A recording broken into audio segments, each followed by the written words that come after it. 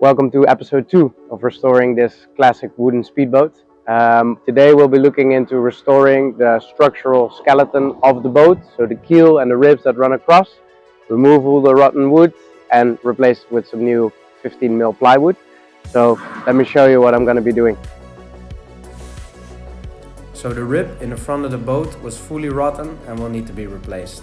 I kept the sides that were still solid, and using the wooden slats that run along the boat gave me a good indication of the curvature of the rib and what it used to look like.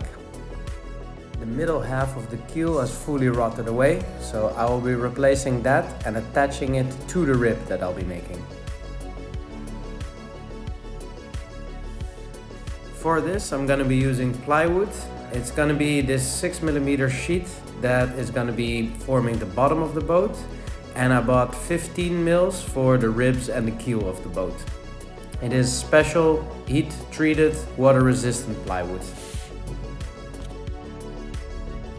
So for the rib I started with taking measurements, both straight across as well as from the curvature. I also measured the height difference between these. This gave me a good idea of the shape that the rib used to have. I copied all these measurements onto my fresh piece of plywood, and when I was happy with the shape and dimensions, I cut it out using my jigsaw.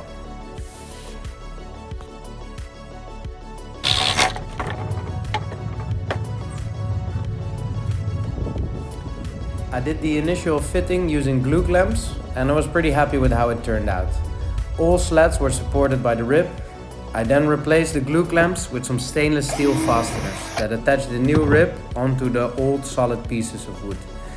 I used 6mm bolts with washers and a locking nut for this.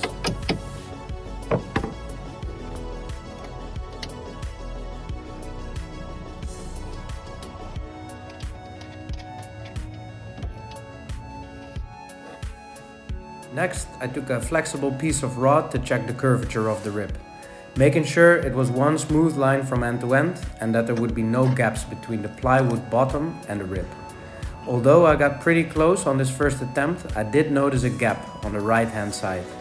Now, instead of making an entire new rib, I decided to fill this gap using an additional piece of plywood that I fastened to the existing rib. This way I didn't waste any material, and I ensured I had a good curvature and surface to fasten the plywood bottom of the boat to. And there it is, one rib fully built, along with the money and time spent on it so far. Join me for the next one.